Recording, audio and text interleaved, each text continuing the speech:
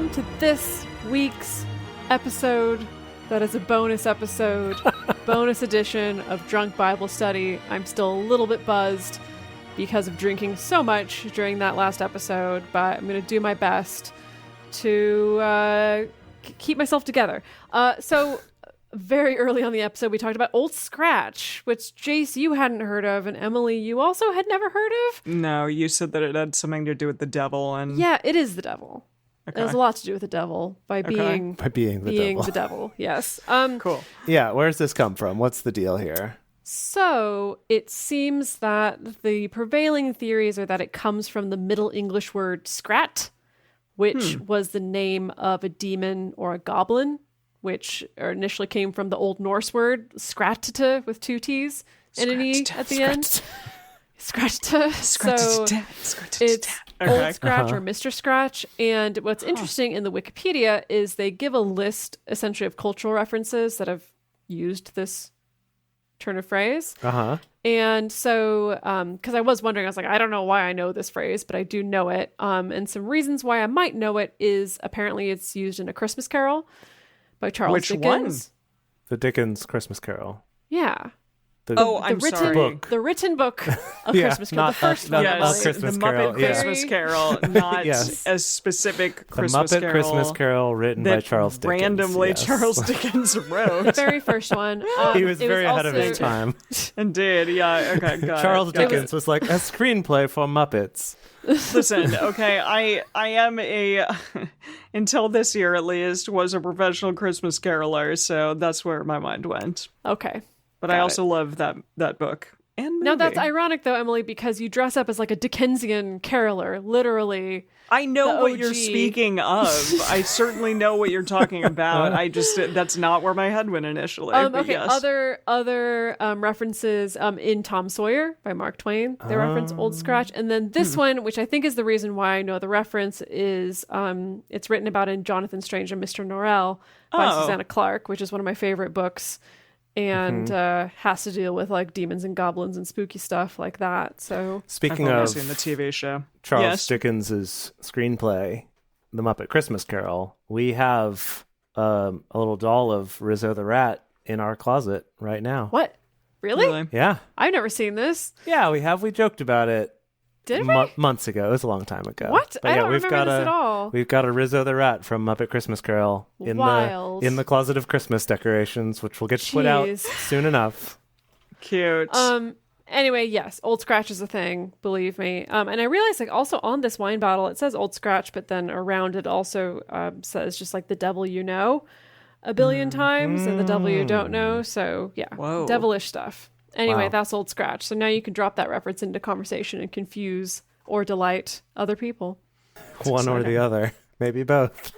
Well, what did you look up, Jace? Yeah, so I looked up this latrine that's still to this day a latrine to Baal. Is it actually to this day? Well, okay, so first of all, we talked way back that probably 1st and 2nd Kings and also 1st and 2nd Chronicles were written during the reign of King Hezekiah, who was known for a lot of religious reforms, of specifically making Israel become monotheistic for Yahweh and kicking out all these other gods.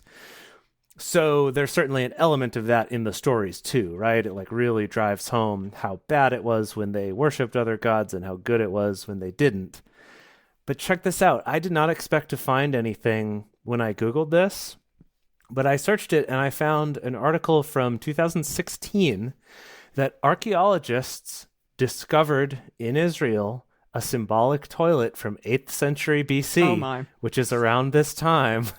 Wait, hold on. A symbolic toilet? So what is a symbolic toilet? Okay, well, I will tell you.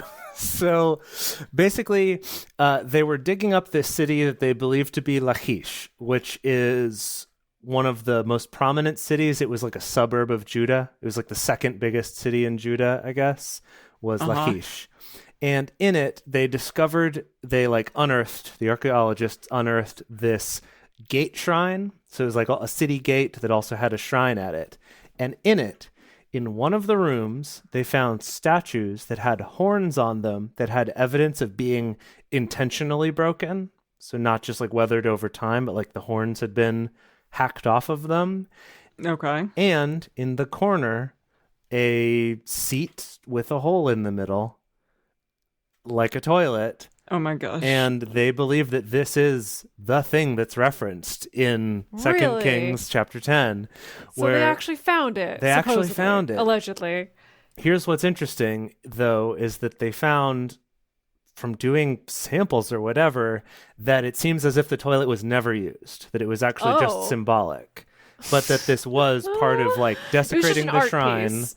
It was an art piece, yes, by like destroying. This is what we think about your god. Exactly, it was destroying the horns don't use it. on the statues, and then putting this toilet in there so everyone can walk by and be like, by samples you mean they didn't find any poop or pee evidence? That seems to be here. Let me read you what it says.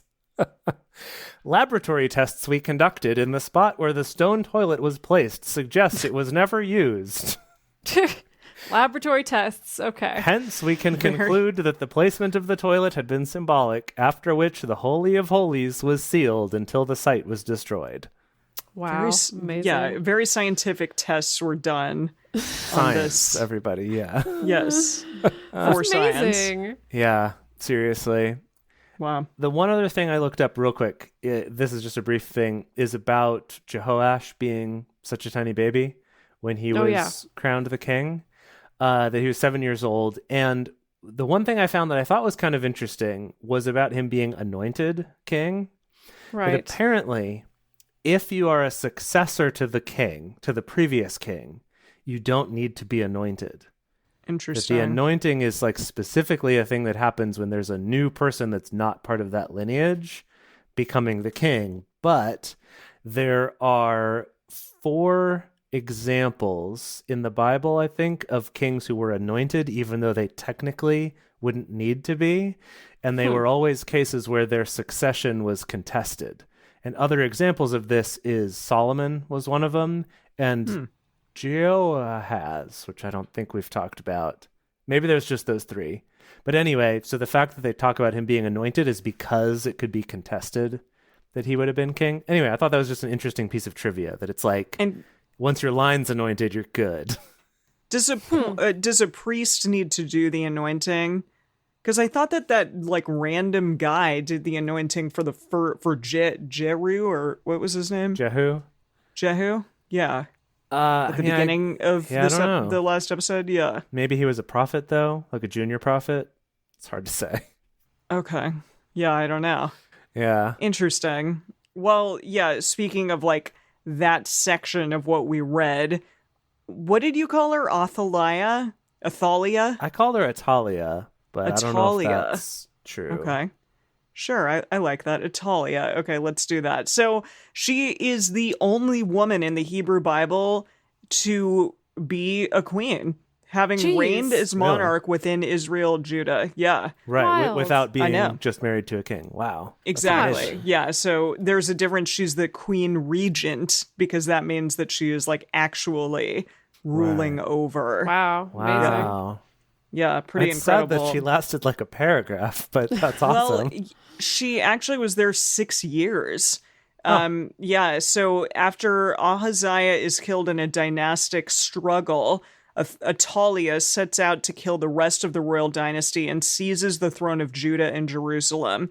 She manages to remain sole monarch for 6 years, and the 7th year revolution is led by Jehodiah the priest, and he puts on the throne the 7-year-old Joasha, Ahaziah's child. Josha? Emily, I feel like every time you see the names, the pronunciation's a little different, and I imagine listening to this in audio is very hard to follow. Sorry. Say it again, Josha? So the priest Jehoiada led this revolution and crowned Jehoash, or Joash, depending on the translation you read. Yeah. Yeah, this says Joash. Yeah, so the 7-year-old Joash. So Ahaziah's child was rescued by his paternal aunt, as we found out. Yes. Right. So the sister of Atalia hid him away. Exactly. Yeah. Yeah, and this what is this? JWA.org. It shows the Encyclopedia of Jewish Women. That's pretty cool. But it talks about like some of the reasons why maybe she was able to rule as a queen and not be taken over, not be overthrown for 6 years. And it's partially just because she had the successful use of various sources of power, her royal origins and connections, involvement in her husband and son's reigns, economic independence, personal ability, and political knowledge. So that's cool. It says all of these things are not mentioned, but there's notes of her wicked influence on her husband and son. Oh my. What notes? What notes of her influence? What influence? I don't know.